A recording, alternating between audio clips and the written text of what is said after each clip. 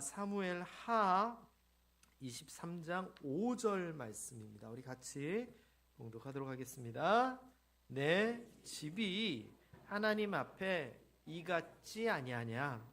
하나님이 나와 더불어 영원한 언약을 세우사 만사에 구비하고 견고하게 하셨으니 나의 모든 구원과 나의 모든 소원을 어찌 이루지 아니하시랴. 아멘. 작년인가요? 김해 제일교회에서 우리 영남지방 연합수련회를 하게 됐었습니다. 청소년부. 그래서 저희 교회 아이들도 참석을 하게 되고 또 저희 집 아이들도 이제 같이 참석을 하게 됐습니다. 제가 그때 무슨 청소년부 부장이었나 아마 그래가지고 저도 가서 격려를 해야 돼서 김해로 이제 갔습니다. 그런데 김해 그 제일교회 담임 목사님이 제가 1학년 때부터 합창단을 할 때 지휘자를 맡으셨던 정말 제가 존경하고 사랑하는 목사님이시거든요. 그래서 그 담임 목사님 방에 교회 갔으니까 똑똑하고 인사를 드리러 갔더니 아차 싶은 거예요. 왜냐? 그쪽 지역에 선배 목사님 4-5분이 쫙 앉아 계신 거예요. 이거 어떡해요? 똑똑하고 그냥 나올 수는 없으니까. 그래도 다 친한 선배 목사님이니까 인사를 하고 이제 자리에 앉았어요. 자리에 앉았는데 제가 막내다 보니 다소곳하게 앉아가지고 형님들 말씀하시 뭐 이러는 분위기였어요. 이제 그러다가 너 애가 어떻고 뭐 이런 얘기를 하다가 저희 아이들도 있고 다 왔다고 하면서 이제 무슨 일이 있어 통화를 하게 됐는데 그 목사님이 한번 아들 한번 데리고 오라고 일로 오라 하라고 이러시는 거예요. 그래서 알겠다고 하면서 저희 아이 보고 여기 담임 목사님 방으로 오라 그랬더니 시간이 돼가지고 왔어요. 와서 이제 인사를 하고 우리 아들이에요. 아들이야. 뭐 닮았네. 뭐 이러면서 인사를 하고 가는데 오라고 했던 목사님이 탁 일어서시더니 지갑을 딱 꺼내시는 거예요. 그러더니 5만 원짜리 한 장을 딱 꺼내서 이걸로 맛있는 거 사 먹어 이러더라고요. 그래서 제가 목사님 너무 훌륭하십니다. 그렇게 하고 해가지고 하여튼 보냈어요. 자, 하나 여쭤보겠습니다. 그 목사님이 저희 아들한테 용돈을 왜 줬을까요? 1번, 저희 아들이 수련회 참석하고 하는 게 너무 기특해서. 2번, 아이가 너무 잘생기고 앞으로 잘 될 것 같아서 잘 보이려고. 3번, 후배 김세용의 아들이니까.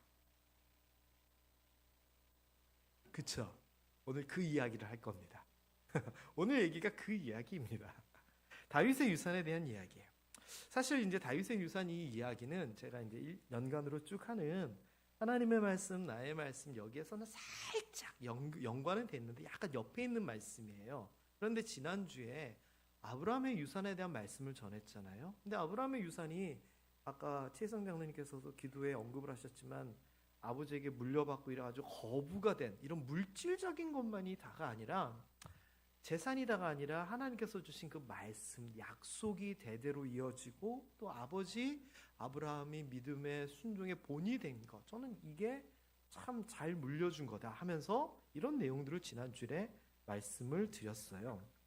그러다 보니까 이 연결선에서 다윗의 이야기를 안 할 수가 없는 거예요.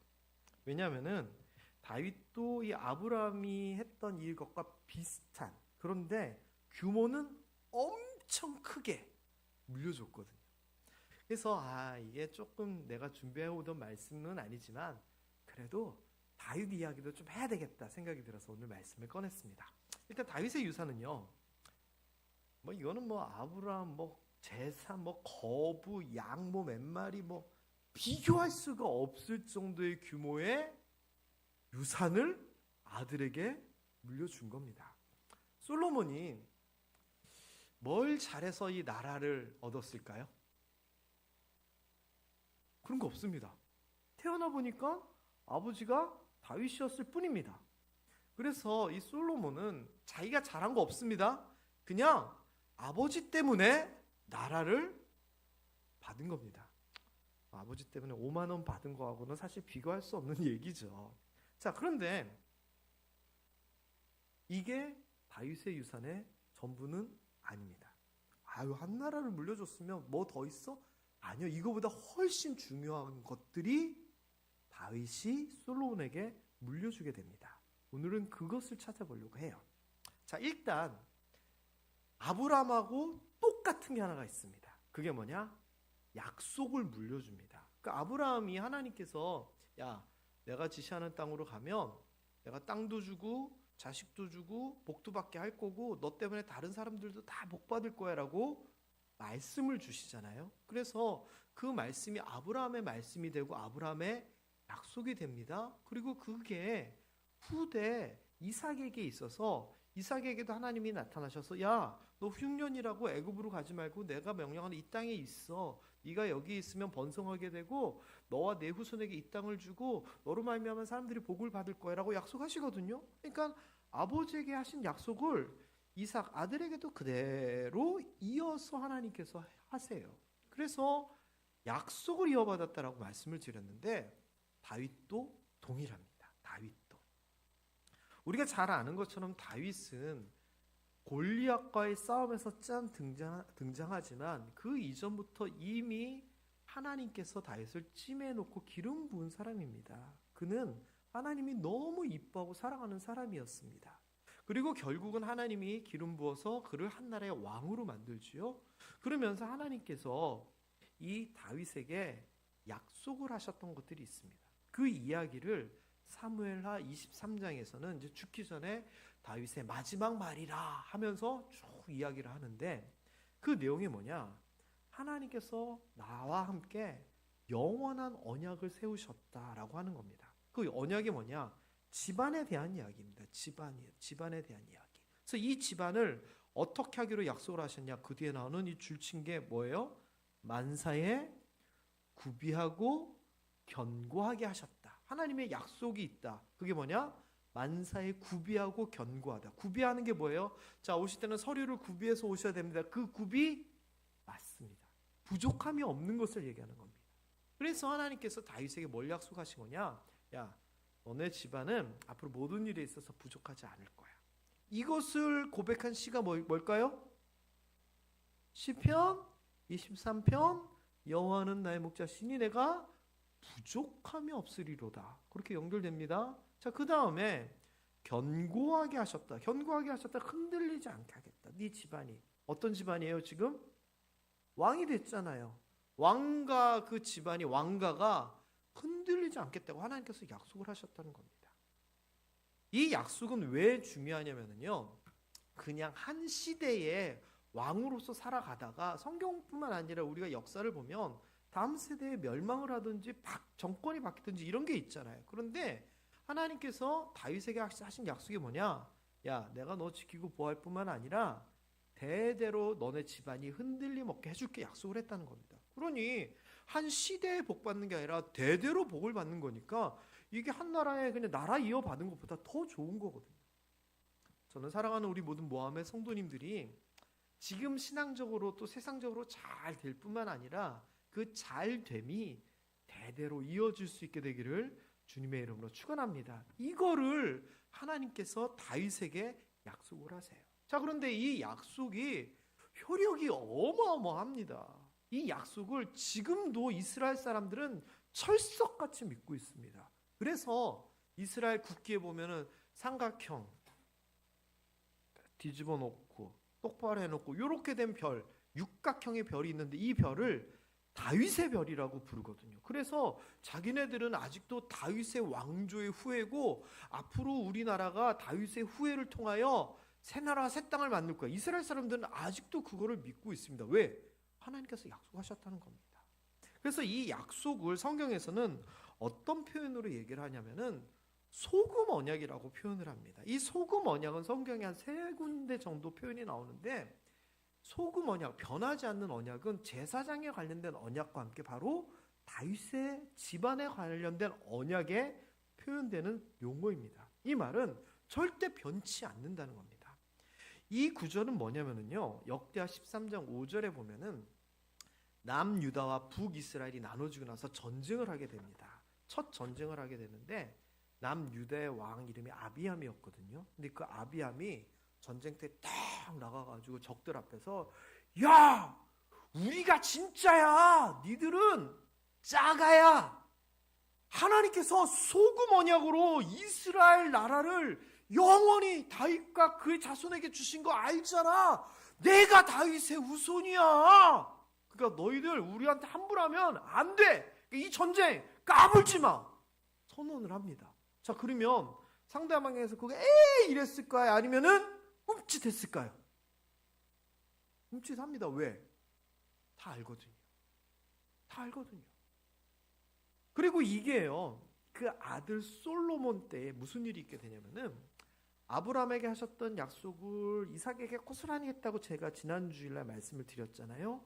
그 이야기를 솔로몬에게도 동일하게 하나님께서 하세요. 역대상 17장에 보면은 다윗에게 일단 먼저 하나님께서 이 부분을 먼저 언급을 하시는데, 네가 나중에 죽게 되면은 네 아들 중 하나를 세워서 나라를 견고하게 내가 해줄게. 너는 죽고 없지만 내가 그 아버지가 되고, 그 솔로몬입니다. 솔로몬이 내 아들이 돼서 내가 너 대신 잘 이렇게 해줄 거야 하면서 뭐라고 얘기하시냐면 그 소금 언약의 이른바 원본이 여기에 나오는데, 우리 14절 노란 글씨만 한번 읽어볼까요? 시작. 내가 영원히 그를 내 집과 내 나라에 세우리니 그의 왕위가 영원히 견고하리라. 그래서 내가 그 약속한 거 이렇게 되는 거야 라고 약속을 하신 거예요. 이게 원본 구절이에요. 그래서 다윗은요, 대대로 영원한 약속이 있다라고 하지만 이 말씀을 가지고 확신을 한 거예요. 아, 내 아들 영원히 왕위가 흔들리지 아니하겠구나. 그래서 이 다윗의 유산은 단순하게 나라만 물려줬을 뿐만 아니라 그 아들 솔로몬에게 흔들리지 아니하리라라고 하는 약속까지도 물려주게 됩니다. 자, 이것만 해도 사실은 대단한 거잖아요. 아브라함의 약속을 이어받은 것처럼 다윗도 솔로몬에게 또 후대들에게 약속을 물려줬다. 자, 그런데 이게 끝이 아니에요. 저는 이 과정에서 다윗이 아주 귀중한 것을 또 물려줘요. 그게 뭐냐? 소원을 물려줘요. 소원을. 이게 무슨 말이냐면요, 다윗의 소원이 있었어요. 다윗이 이렇게 한탄을 해요.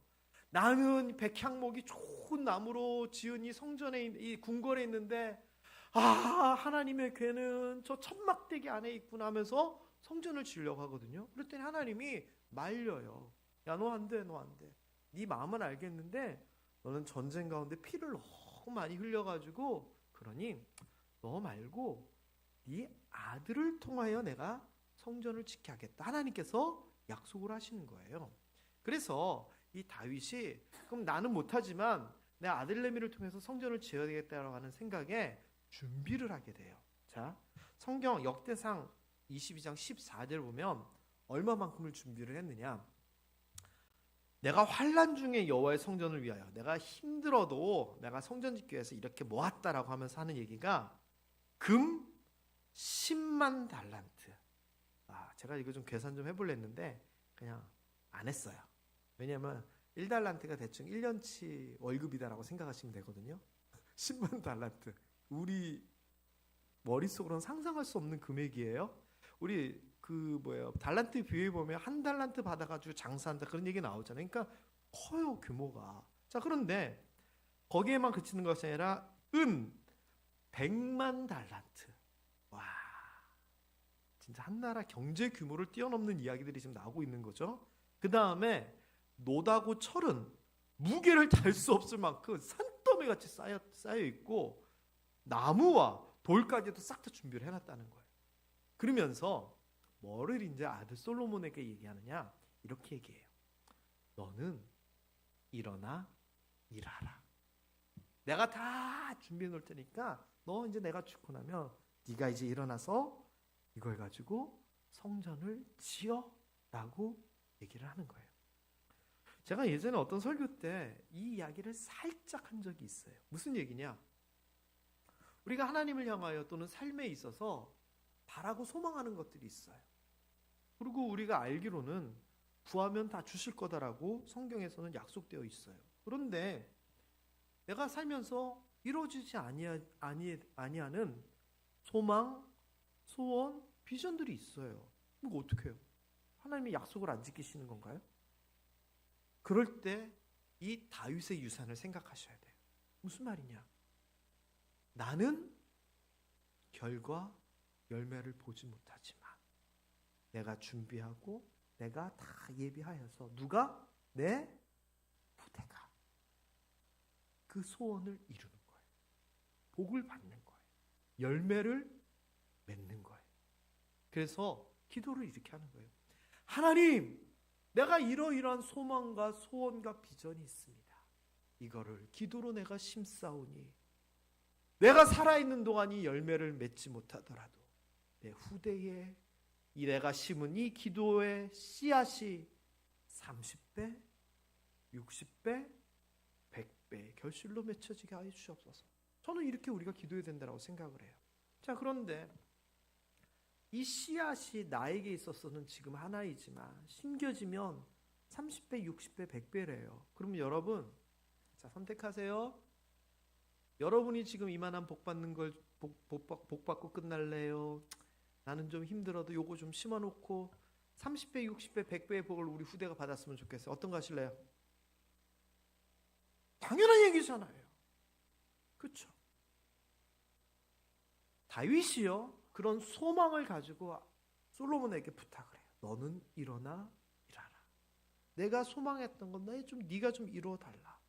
그리고 실제로 솔로몬이 그것을 그대로 다 이루어요. 자, 성전을 짓고 났더니 아까 제가 얘기했던 이야기가 나와요. 아브라함에게 주셨던 약속을 이삭에게 고스란히 줬다 그랬죠. 다윗에게 줬던 약속을 솔로몬에게도 동일하게 하시는데 성전을 다 짓고 났더니 열왕기상 9장에 보니까 네가 기도한 거 내가 다 들었다. 내가 이 성전을 거룩하게 구별할 거고 내 이름을 영원히 여기다 두고 내 눈길과 내 마음이 항상 이 성전에 있게 될 거야. 그리고 네가 이제 사실 중요합니다. 소금 언약의 조건이 나오기 시작하는데 다윗은 하나님 앞에 잘 살았기 때문에 그 것들을 누렸던 거고 4절에 보니 네가 만일 내 아버지 다윗 행함같이 마음을 온전히 하고 바르게 하여 내 앞에서 행하고 내 법도와 율례를 지키면 그리하면 하면서 다윗에게 이야기한 대로 이스라엘의 왕위에 오른 사람이 내게서 끊어지지 아니하게 하리라. 내 이스라엘의 왕위를 영원히 견고하게 하리라 한 이 말을 너를 통해서도 이루겠다라고 약속을 하시는 겁니다. 그리고 실제로 이렇게 아버지에게 한 약속을 솔로몬이 이어받거든요. 그리고서는 성전 딱 짓고 나서 그 다음 구절이 뭐가 되냐면은 솔로몬이 전쟁을 하는 이야기들이 나와요. 그런데 전쟁이 너무 쉬워요. 상세 내용도 없어요. 그냥 이기고 점령하고로 끝나버려요. 그래서 하나님께서 솔로몬을 통하여 다윗을 통하여 말씀하신 그게 성전을 짓고 나서 그대로 다 이루어져요. 그것을 뭐라고 얘기하냐면은 우리는 솔로몬의 영광이다라고 얘기를 해요. 근데 이 영광이 어디에서부터 출발한 거예요? 다윗으로부터 시작한 거예요. 다윗이 소망을 가지고 소원을 가지고 솔로몬이 그걸 이뤘더니 그 결과가 솔로몬에게 복이 돼요. 저는 사랑하는 우리 모함의 성도 여러분들이 이렇게 기도했으면 좋겠어요. 하나님, 나의 소원을 이루어 주소서. 이렇게도 기도해야 되죠. 그런데 여기에서만 그치는 것이 아니라 하나님, 내 소원이 내 대에서만 이루어지고 이게 중요한 게 아닙니다. 내 후대에도 내가 기도한 대로 소망한 대로 바라는 대로 내 후대 내 자손들에게도 그것이 이루어지게 하여 주옵소서. 조금 더 저는 확장해서 기도해야 된다 생각이 듭니다. 또 비록 내 눈으로는 그것을 보지 못하고 내 입으로는 그 열매를 따먹지 못하더라도 하나님, 우리 누구누구를 통하여 이 열매를 맺게 하여 주옵소서. 그들이 누리게 하여 주옵소서. 저는 우리가 그렇게 기도해야 된다고 생각이 듭니다. 저는 다윗이 잘 남겨주고 물려줬지만 이러한 복받을 만한 소원거리, 비전을 남겨주고 물려줬다는 것, 저는 그게 더 의미 있다고 생각합니다. 자, 그런데 이러한 다윗의 유산, 나라도 물려주고 그냥 한 시대뿐만 아니라 대대로 물려주고 또 복받을 만한 소원거리도 물려주고 이런 것들도 있지만 오늘 제가 하고 싶은 얘기는 긍휼에 대한 이야기입니다. 긍휼. 아까 제가 누구 때문에 저희 아이가 5만 원 받았냐 했을 때 저 때문이라 그랬잖아요. 그 이야기예요. 이게 무슨 말이냐면요. 다윗은 너무 훌륭했어요. 그러니까 하나님이 너무 이뻐했죠. 그런데 그 후대에 보면은 후손들이 제대로 못하는 경우들이 많았어요. 우리가 믿음 좋고 신앙 좋다고 해서 우리 자녀들이 다 믿음 좋을 리는 없어요. 안 그럴 수도 있어요. 대를 막 지나가면은 그거를 위한 말씀이에요. 자, 일단 그 바로 아들 솔로몬. 솔로몬이 너무 지혜로운 왕이었잖아요. 영광의 왕이었고, 그런데 노년의 나이가 들어서 판단력이 흐려져요. 그래서 정치적으로 외교적으로 외국 공주들 막 정략 결혼을 하게 돼서 3,000명, 막 1,000명, 뭐 이런 숫자의 부인들이 있게 되는데 그 부인들이 와서 얘기하는 거예요. 아, 자기야, 너무너무나 고향 가고 싶은데 갈 수는 없고 우울증을 죽을 것 같은데 내가 어릴 때부터 기도하던 아스답 그 신전이 너무 생각난다고. 그 제사 지내면 좋겠다고. 허락 좀 해달라고. 자기야. 솔로몬이 그거 넘어간 거예요. 그래서 솔로몬 노년에는요, 여기저기에서 성전 근처에서 이방 신을 섬길 수 있는 우상 제사가 만연했어요. 성경에서는 지금 뭐라고 얘기하냐면은 내가 내게 명령한 법도를 지키지 않았다 라고 얘기를 하고 있어요. 근데 만일 출애굽기, 레위기, 민수기, 신명기에 있는 우상에 대한 율법을 치면 우상을 섬기면 어떻게 해야 돼요?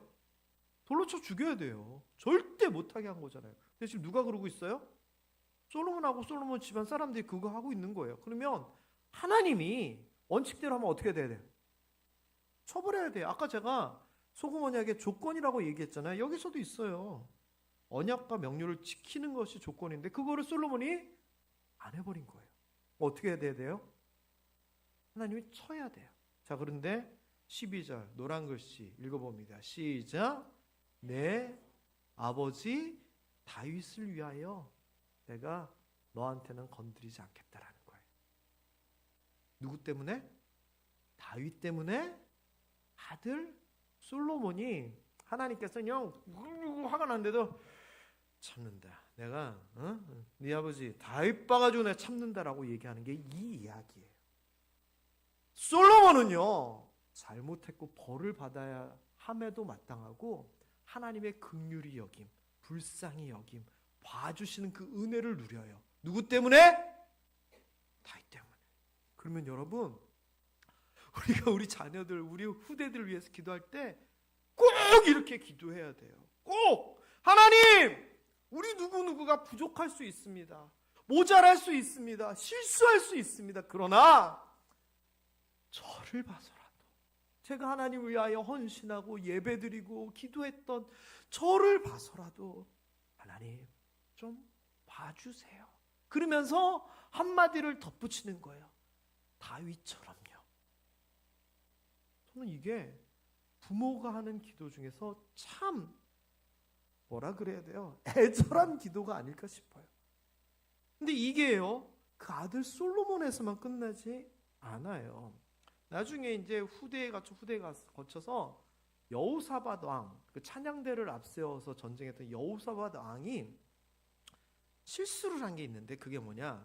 그 위에 북이스라엘 우리가 잘 아는 아합 왕하고 사돈지간을 맺어요. 그래서 서로 아들, 딸을 결혼을 시켜요. 그래서 서로 동맹 맺고 전쟁하고 그러다가 아람한테 지고 아람에 쳐들어오고 어떻게 하면 됩니까? 하나님을 의지하라 하면서 찬양이 나오고 그 사건이 그래서 나온 거거든요. 그래서 여호사밧 왕에 아들이 있는데 이름이 여호람이에요. 여호람. 그런데 이 여호람은 어떤 사람이었느냐? 왕이 딱 되고 나니까 제일 먼저 뭐를 했는 줄 아세요? 자기 왕권을 위협할 수 있는 형제들이 싹 다 죽여버려요. 그러니까 출발 자체가 아주 악해요. 거기에 대해서 이제 뭐라고 이제 얘기하냐면은 그가 이스라엘 왕들, 북이스라엘 아합 왕과 같은 북이스라엘 왕들의 길을 갔다. 아합의 집과 같이 하였다. 이유는 아합의 딸이 그의 아내였기 때문이다. 그가 여호와 보시기에 악을 행하였으나 하나님께서 멸하지를 아니하였는데 그 이유가 뭐라고요? 그의 종 다윗 때문에 꼭 참고 그렇게 악한 일을 하는데도 참으셨다는 거예요. 하나님이. 왜?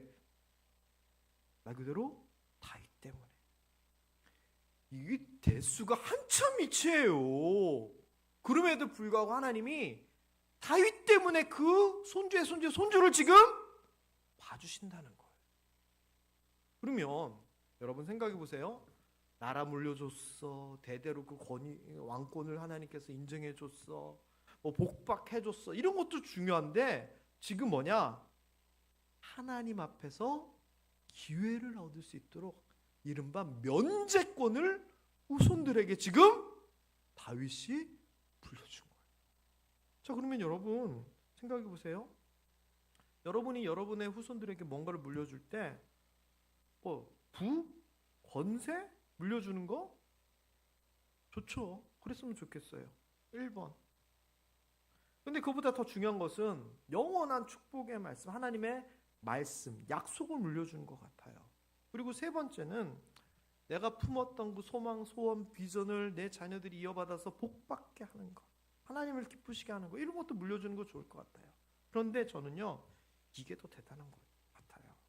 나 때문에 내 자신들이 하나님의 용서받고 긍휼함 받고 은혜 받고 봐주신다는 거, 나 때문에 기회가 한 번 더 생긴다는 거, 저는 이것도 정말 훌륭한 유산인 것 같아요. 자, 여러분, 자 1, 2, 3, 4번 중에서 뭐가 제일 탐나세요? 정답입니다.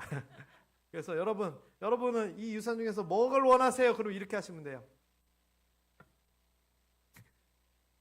1, 2, 3, 4 다요. 정말 이렇게 기도했으면 좋겠어요. 근데 우리가 보통 뭐 기도해요? 자녀들 위해서 기도할 때 이 정도 기도할까요? 그리고 조금 더 나으신 분들은 말씀, 약속도 할 것 같아요. 그리고 또 조금 더 생각이 있으신 분들은 내가 이루지 못한 거, 하나님의 뜻, 좋은 것들 이루었으면 좋겠다 생각하는데 요거는 아마 생각을 잘 못 해보셨을 거예요. 그런데 저는 이게 포인트라고 생각해요. 여러분, 그래서 우리의 신앙의 유산을 물려주는 이런 기도 너무 좋은 기도 아니에요?